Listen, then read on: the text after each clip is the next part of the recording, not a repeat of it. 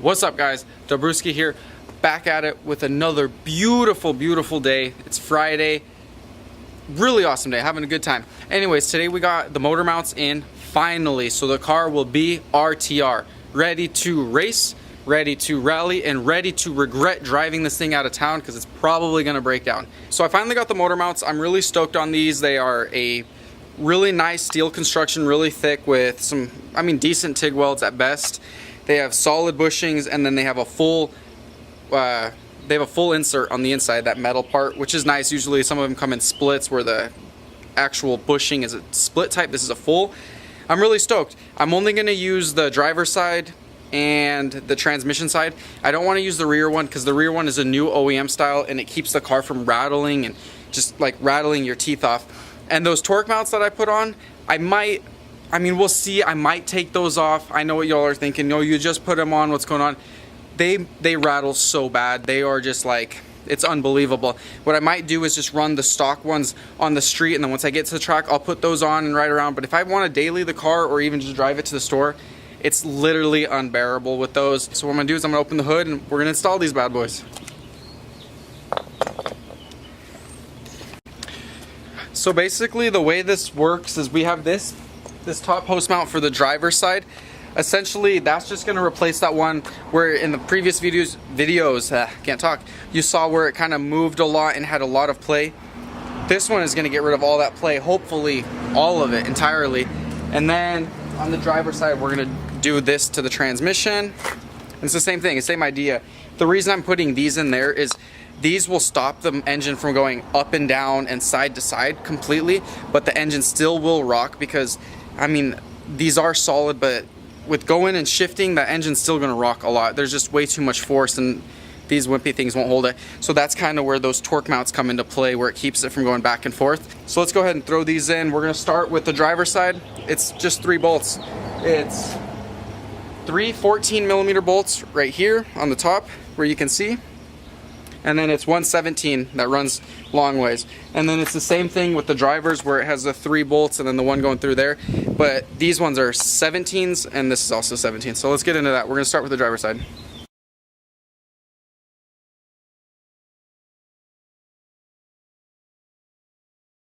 Okay, so I got that driver's side motor mount out, and you can just by looking at it, you can tell the difference.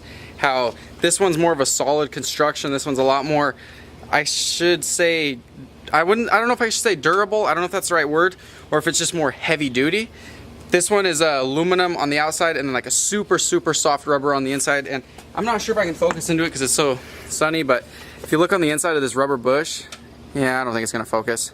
Right in here, this one's all cracked and broken, and you can see it's not super hard, but I can move the inside of it just with my hand, kind of just move it back and forth, and there's a lot of play side to side and up and down.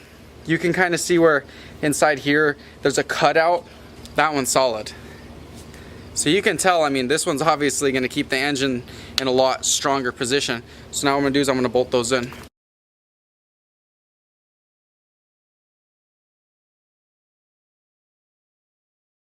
Okay, so we just got that engine side done. It took about 15 minutes total from beginning to end. It looks really cool in the car, the red and the black. I'm not like a huge fan of it, but it looks fine for what it is. And for the price I paid for them, I'm not gonna complain. They were a fraction of what like a bigger brand name were gonna cost me, and I said, it's a super budget car. I'm buying all of this out of pocket, and I figured I might as well just go cheap. But I did do the research and did buy the nicer of the cheaper, if that makes sense. I kind of bought what people were saying were good and what held up. I didn't want to buy something that was just going to fall apart a week later. I actually wanted some performance out of it, and something like engine mounts, as long as the actual rubber or the polyurethane, whatever that's inside it, if you know what code it is or what density it is, and you know exactly what brand it is, and you buy it from that company, that's totally fine. So for me, I knew exactly what rating this was essentially. So now I'm gonna do the transmission side now and get that one done, and then I'm gonna probably take off the torque mounts just to see what it feels like with just those two and see how much play is in the engine, see if it made any difference at all.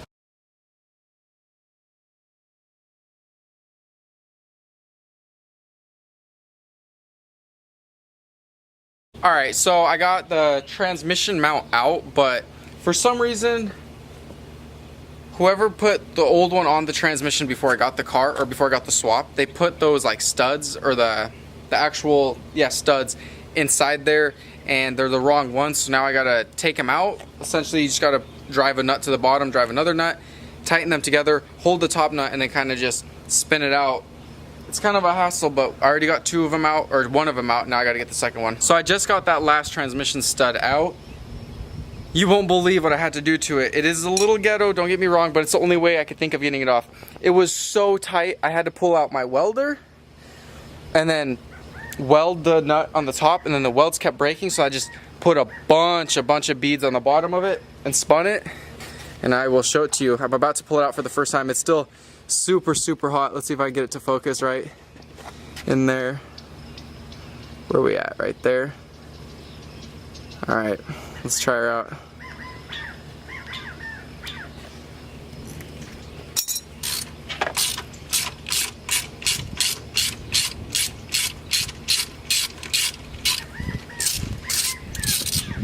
Alright, I'm not going to touch it because it's so hot. I don't want to burn my hand. But let's see if I can just get it to stay on this. This is crazy. Check this out. Look at this.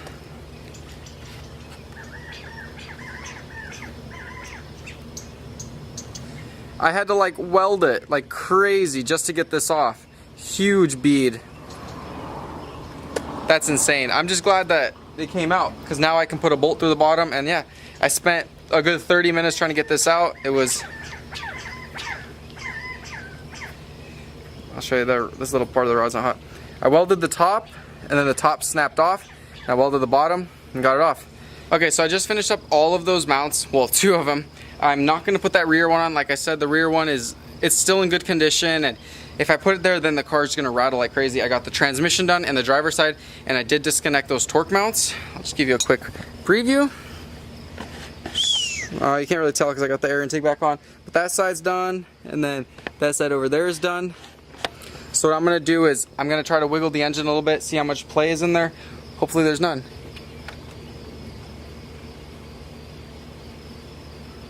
Okay, so there's like no play at all.